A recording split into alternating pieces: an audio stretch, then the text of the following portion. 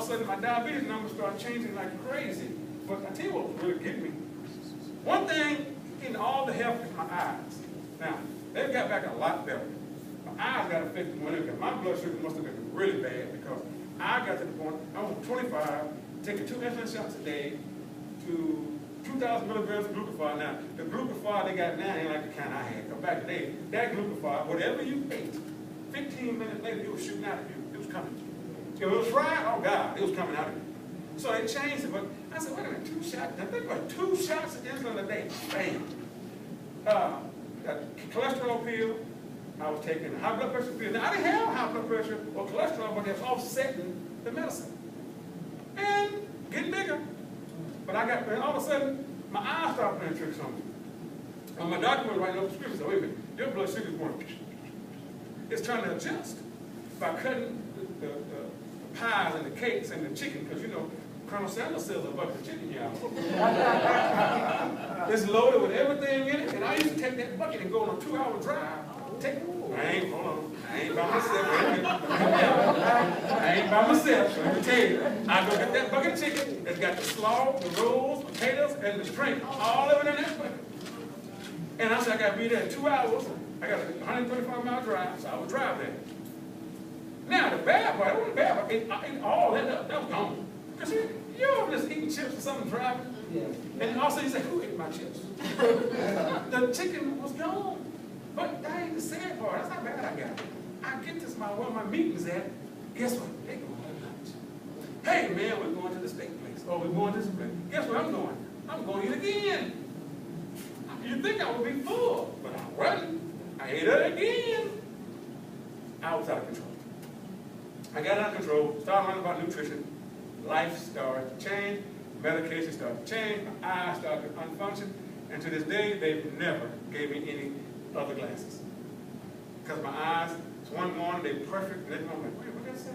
But I know, they said it was because my vessels in the back of my eyes, they got destroyed a little bit then. The overlay came, and they wanted to do a surgery on it. But I said, no, the surgery I seen you jack some eyes up, I don't want to take that chance on mine. But they're fine now. But when you start talking about your health for a moment, yours might not be diabetes. It could be high blood pressure. It's just as bad as a sleep concern. We're talking about a transformation today. 101, a taste of goodness. How to change some small things that you're doing in your life. Small things. It's not complicated. The problem is we have enablers. We go to tell somebody what we're going to do. And all of a sudden they dictate our life. It's like, whatever your profession is. Well, I'm going to be a school teacher. Why are you going to be a school teacher? Lay off. Because you want to do it. But we let somebody now alter us from doing what we want to do to what they want to do, and they're not doing nothing. That's like our health. When I watched the movie, Tyler Perry movie, Marry a Mad Black Woman. One scene.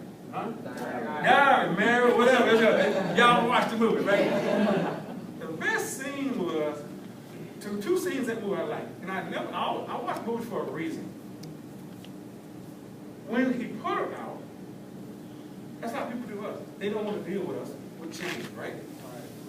Now, he was wrong what he did, but now watch this. Who got to take care of him? She did, right? If you don't take care of you let somebody dictate your health, what you eat, who becomes your caretaker? Now think about the caretaker. Your caretaker feeds you when they feel like feeding you. Changing your diaper when they feel like changing it. Or taking you to the bathroom. They control your money. They feed you what you don't like. They feed you when they feel like feeding you. They comb your hair, take you to the bathroom, do whatever when they feel like it. Who do you want to be your caretaker? I think you want to be you, don't you? There you go. See, it seems complicated for a second, but it's not. Who is your caretaker? I don't want a caretaker. When that guy had to leave me blind for a minute, he controlled everything about my world. If you think I'm joking, can you remember what happened in your 2 hours sleep last night or your 8 hours? Can you tell me what happened? You can't tell me, can you? Because you were asleep. That's your caretaker. Your caretaker has everything in your hand. And you got to depend on them. So that's why we start talking about a taste of goodness, how we change what we do one-on-one, where we learn about food and how it's misleading, and it's a lie. Everything on the package front-wise is not the truth. It's a lie. Food and Drug Administration does not regulate what's on the front label. Do y'all know about GMOs, genetically modified foods? Do y'all not? Yeah. Some do, some don't. Okay. We'll come back to that for a second. When you look at the back of the label, it says organic, natural, good for you, no sugar, no preservatives, no salt, no oil, whatever. And we buy on impulse. Oh, that looks good, let's buy it. That looks good, I'll buy it. But we didn't turn and read the back. Bologna, pressed ham, potted meat. I'll use that for a second. A piece of bologna can be anywhere from 250 to 800 milligrams of salt. One piece. Now, we don't need about 1,500 milligrams a day. One piece. So how many of you made a sandwich yesterday with one piece? Now, that ain't the meat didn't get you. You know what got you? The bread. The bread has more sodium than you realize. You don't look at it. Oh, this is bread, 120 calories. But look at the sodium. Something has to serve the bread. Now, when I was a little boy, we had smokehouse.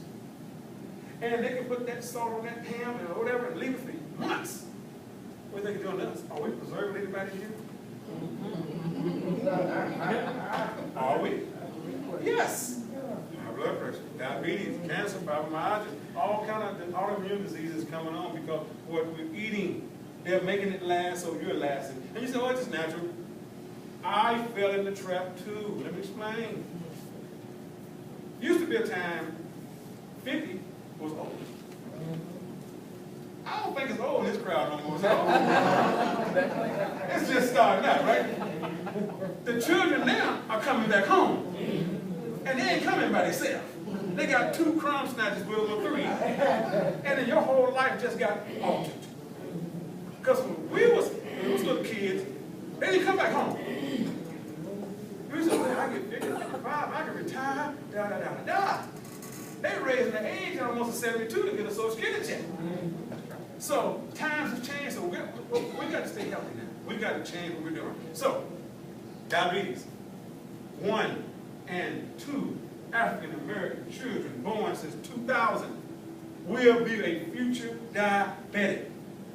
1 in 3 regular children, white, Latino, will be a diabetic. Now, watch this. All your doctors, chiropractors, lawyers, nurses, school teachers, sanitation workers, grocery store workers, the future will all be diabetics. We have over 100 million diabetics right now. Now, you think they want diabetes to disappear? Add the numbers up to the medication. Average diabetic spends $12,000 a year. The average non-diabetic spends about $3,200. Healthcare. It's a racket. But we can get well. You don't have to, 92%, all amputation, 92% do not have to happen. 92% of them don't. But you know what the doctor says? Hey, you got no circulation in your foot. Now, let me ask you a question. If you ain't got no circulation in your foot, and I slap your foot and it turns red, is there circulation down there? And you felt that slap?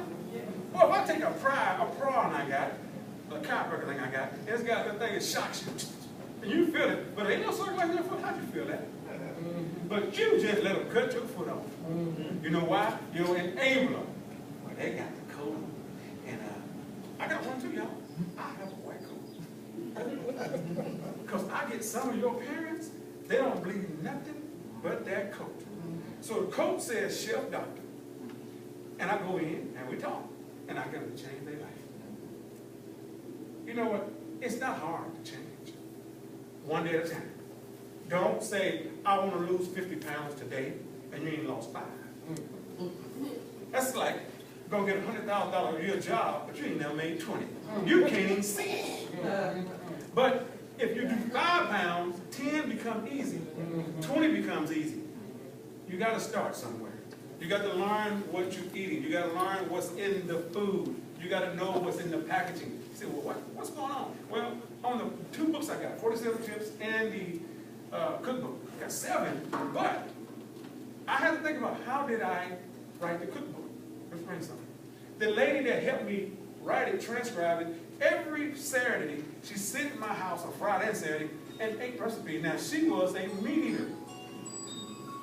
I'm not here. She was a meat eater.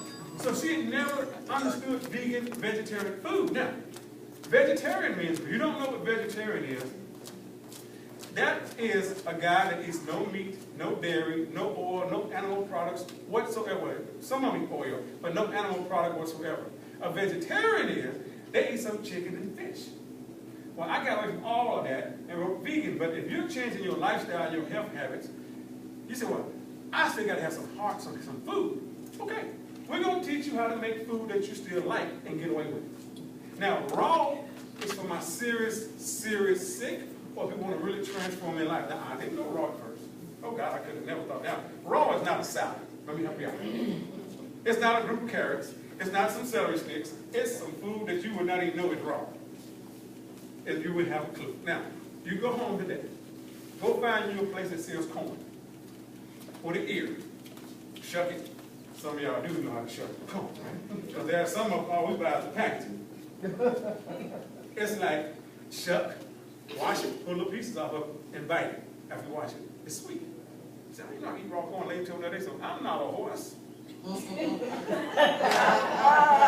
So I said, did you ever watch Mr. Ed? And she said, yes. I said, did he talk to Wilbur? Wilbur thought he was crazy? No, of course it's not a horse. Just try it. See, you got to step out the box.